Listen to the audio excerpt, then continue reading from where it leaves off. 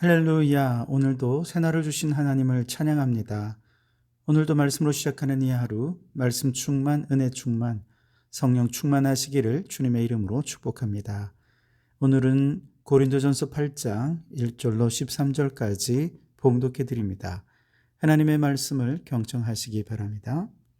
우상의 제물에 대하여는 우리가 다 지식이 있는 줄을 아나 지식은 교만하게 하며 사랑은 덕을 세우나니 만일 누구든지 무엇을 아는 줄로 생각하면 아직도 마땅히 알 것을 알지 못하는 것이요. 또 누구든지 하나님을 사랑하면 그 사람은 하나님도 알아주시느니라. 그러므로 우상의 제물을 먹는 일에 대하여는 우리가 우상은 세상에 아무것도 아니며 또한 하나님은 한 번밖에 없는 줄 아노라. 비록 하늘에나 땅에나 신이라 불리는 자가 있어 많은 신과 많은 주가 있으나 그러나 우리에게는 한 하나님 곧 아버지가 계시니 만물이 그에게서 났고 우리도 그를 위하여 있고 또한 한 주 예수 그리스도께서 계시니 만물이 그로 말미암고 우리도 그로 말미암아 있느니라. 그러나 이 지식은 모든 사람에게 있는 것은 아니므로 어떤 이들은 지금까지 우상에 대한 습관이 있어 우상의 제물로 알고 먹는 거로 그들의 양심이 약하여지고 더러워지느니라. 음식은 우리를 하나님 앞에 내세우지 못하나니 우리가 먹지 않는다고 해서 더 못 사는 것도 아니고 먹는다고 해서 더 잘 사는 것도 아니니라. 그런즉 너희의 자유가 믿음이 약한 자들에게 걸려 넘어지게 하는 것이 되지 않도록 조심하라. 지식 있는 내가 우상의 집에 앉아 먹는 것을 누구든지 보면 그 믿음이 약한 자들의 양심이 담력을 얻어 우상의 제물을 먹게 되지 않겠느냐? 그러면 내 지식으로 그 믿음이 약한 자가 멸망하나니 그는 그리스도께서 위하여 죽으신 형제라. 이같이 너희가 형제에게 죄를 지어 그 약한 양심을 상하게 하는 것이 곧 그리스도에게 죄를 짓는 것이니라. 그러므로 만일 음식이 내 형제를 실족하게 한다면 나는 영원히 고기를 먹지 아니하며 내 형제를 실족하지 않게 하리라. 아멘. 오늘도 이 말씀을 통해 우리에게 주신 하나님의 음성을 듣게 되길 바랍니다. 바울은 계속해서 고린도 교회에서 일어난 여러 가지 논쟁과 또 사건에 대한 본인의 의견을 제시하고 또 권면을 주고 있는데요. 오늘 8장은 우상의 음식을 먹는 문제에 대하여 권면을 하고 있습니다. 그래서 1절 말씀에 보면 이 우상의 제물에 대하여 어떻게 권면하느냐, 최종적인 문제를 먼저 제시하는데요. 지식은 교만하게 하며 사랑은 덕을 세우나니 그렇게 권면합니다. 우상에게 바쳐진 제물을 먹는 문제, 이 문제에 대해서 지식이 있고 사랑이 있다는 것입니다. 이때 지식은 무엇에 대한 지식인가? 우상과 제물에 대한 신학적인 지식을 말하는 것입니다. 무슨 뜻이냐? 고린도 교회 성도들 중 일부는 우상은 아무것도 아니다라는 신학적인 지식을 가지고 있었습니다. 그들은 하나님 외에 다른 신은 없으며 우상에게 바쳐낸 음식도 결국은 그냥 음식일 뿐이라는 지식을 가지고 있었습니다. 이와 같은 신학적인 지식은 그들에게 무엇을 먹어도 괜찮다, 아무거나 다 먹어도 상관없다라고 하는 음식을 먹는 문제에 대한 자유를 주었죠. 문제는 그 자유에 대한 지식을 강조하다 보니 믿음이 연약한 자들이 상처를 받더라는 것이죠. 9절에 보면 그런즉 너희의 자유가 믿음이 약한 자들에게 걸려 넘어지게 하는 것이 되지 않도록 조심하라 그랬습니다. 신학적인 지식으로 먹는 문제에 대해서는 자유하게 된 것이 믿음이 연약한 자들에게는 큰 걸림돌이 되더라는 것이죠. 그렇다면 여기서 믿음이 연약한 자가 누구냐? 로마서 14장에 보면 믿음이 연약한 자를 채소만 먹는 자라 이렇게 표현했습니다.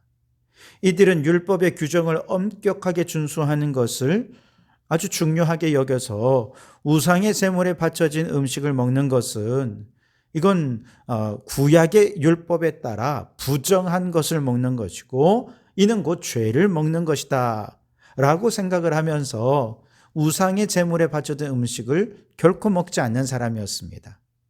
반면에 음식을 먹는 문제에 대해 자유로운 믿음을 가진 성도들을 바울은 믿음이 강한 자라 표현했습니다. 로마서 15장에 보면 이 믿음이 강한 자들이 믿음이 연약한 자들의 연약함을 담당하고 자기를 기쁘게 하지 말아라, 그렇게 권면을 했었습니다. 그런데 고린도 교회에 바로 그와 같은 일이 분명히 또 나타난 것이죠. 믿음이 강한 자들이 우상에게 바쳐진 음식을 먹는 것을 보고 믿음이 연약한 사람들이 너무나 큰 충격과 상처를 받는 거예요. 아니, 아무리 예수님을 믿는다 해도 어떻게 성경이 규정하는, 부정하다고 규정하는 음식을 먹을 수 있느냐, 그러면서 분노하고 이 일로 인해 큰 어려움을 겪는 것입니다. 그래서 바울은 지식은 교만하게 하니 이제 사랑으로 덕을 세우자라고 권면하는 것입니다. 사랑은 덕을 세운다라고 할 때 이 사랑은 무엇에 대한 사랑일까요? 그것이 바로 형제에 대한 사랑입니다. 형제에 대한 사랑은 공동체에 덕을 세우게 된다는 것이죠. 바울이 말하는 사랑은 단순한 감정에 치우친 사랑이라기보다는 믿음이 연약한 형제를 배려하는 실천적인 사랑이라 말할 수 있겠습니다. 지식은 중요하지요. 우리는 하나님을 더 깊이 알아가기 위해 성경을 배우고 연구합니다. 그러나 지식이 사랑 없이 사용될 때 그것은 오히려 교만의 도구가 될 수 있는 거죠. 내가 아는 것이 많다는 이유로 다른 사람들을 무시하거나 판단하기 시작하면 그 지식은 공동체를 세우기는커녕 오히려 무너뜨리는 무기가 됩니다. 하나님의 말씀을 실천하기는커녕 하나님의 말씀과 정반대로 가는 지식이 될 수밖에 없는 것이죠.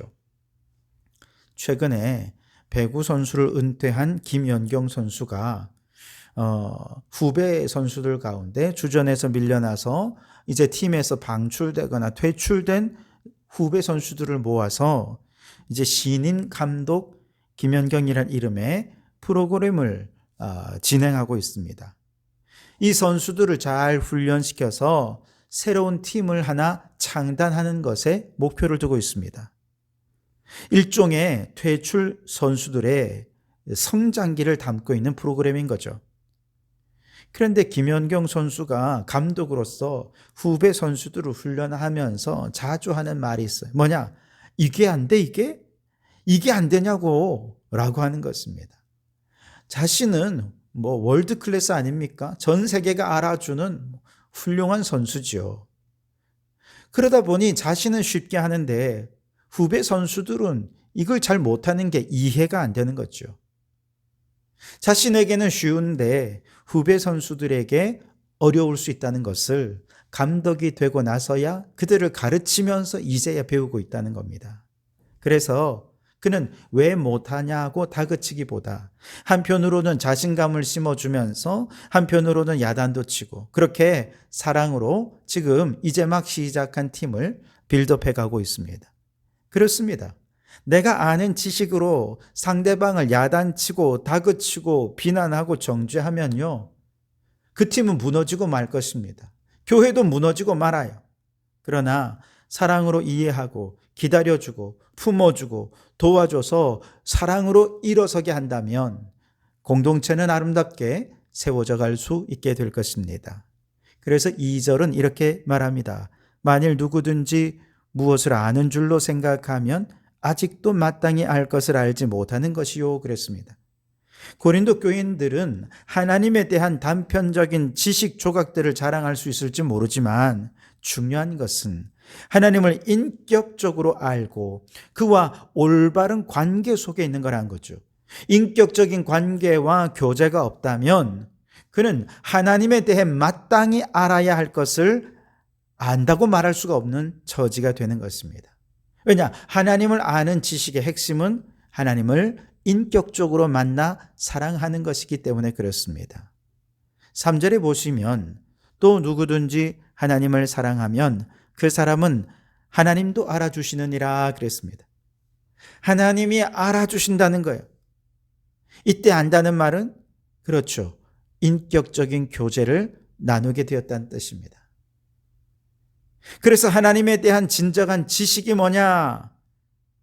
그것은 하나님과 인격적인 관계를 맺고 하나님과 사랑의 관계 안에서 사랑의 깊은 교제를 나누고, 그렇게 우리도 하나님을 사랑하고 하나님도 우리를 사랑하고 하나님이 우리를 사랑하고 계시다는 것을 알고 우리가 하나님을 사랑할 때 하나님도 그 사랑을 알아주실 때 비로소 진정한 지식이라 말할 수 있는 것이죠. 그래서 기독교의 지식의 기본은 사랑인 것이죠.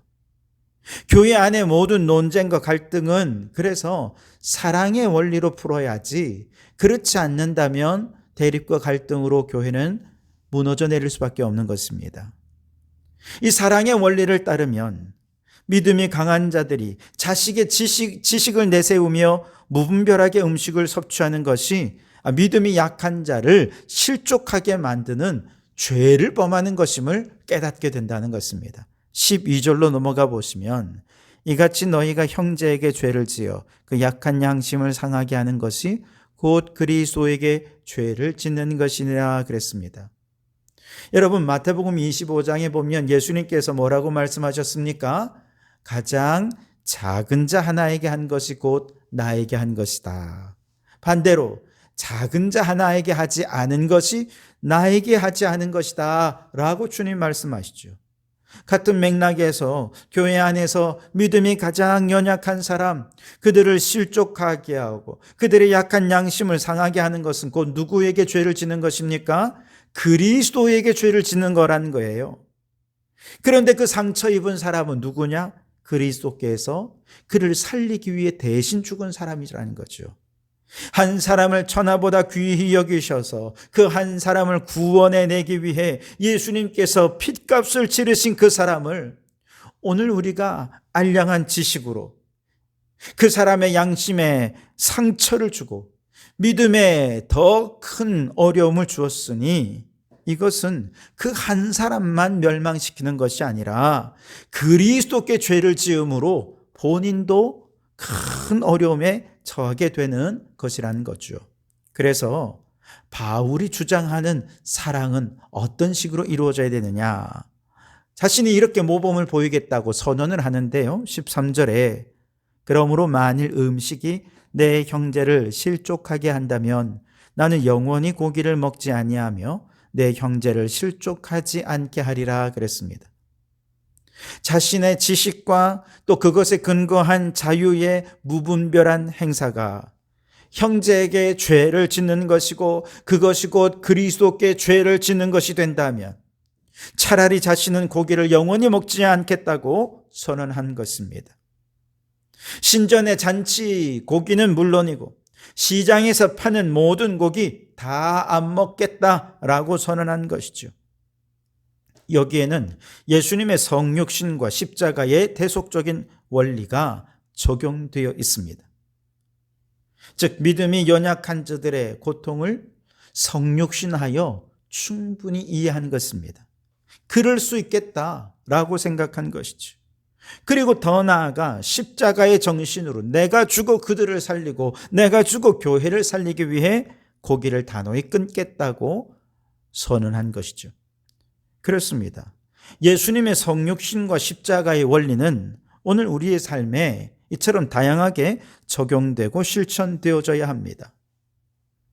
바울은 음식을 먹는 문제에 성육신과 십자가의 원리를 적용했다면 오늘 우리는 어떤 부분에 이 성육신과 십자가의 원리를 적용해야 하겠습니까? 남편과 아내 사이에 성육신의 원리를 적용하는 것은 역지사지의 마음을 갖는다는 거예요. 서로의 상대방의 입장에서 무엇이 고충이고 무엇이 어려움이고 무엇 때문에 마음 답답해하는지 이해하게 되는 것이지요.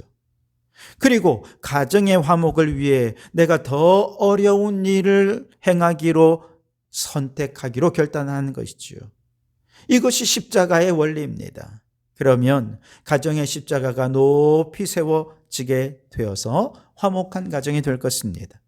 직장에서 또 이웃과의 관계에서 우리 자녀들 친구와의 관계에서 마찬가지입니다. 성육신과 십자가의 원리를 적용한다면 그리스도인은 오늘날 이처럼 욕먹는 일은 아마 없지 않았을까요?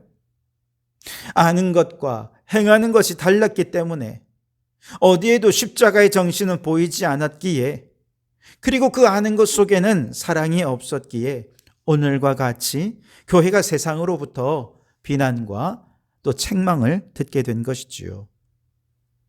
사랑의 최고봉인 예수님, 그분은 우리를 위해 성육신 하셨고 십자가를 지셨습니다. 바울은 바로 이 성육신과 십자가를 음식을 먹는 문제에 적용했다면, 이제 우리는 우리 각자의 삶 속에 다양하게 적용해서 가장 연약한 자들의 어려움을 담당하며 눈물을 닦아주고 사랑으로 덕을 세워서 공동체의 유익이 되는 삶을 살아가는 우리 성도들이 되실 수 있기를 주님의 이름으로 축원합니다. 기도하겠습니다. 하나님, 사랑 없는 지식으로 교만하여졌던 우리를 용서하옵소서.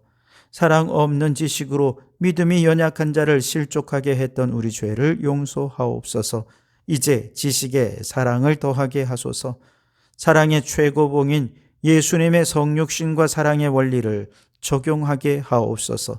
그리하여 성육신적 사랑으로 믿음이 연약한 자의 상처난 마음을 어루만지게 하시고, 십자가의 정신으로 내가 죽어지고 교회를 살리고, 내가 죽어지고 가정을 살리고, 내가 죽어지어 공동체를 살리는 저희들이 되게 하여 주시옵소서. 예수님 이름으로 기도하옵나이다. 아멘.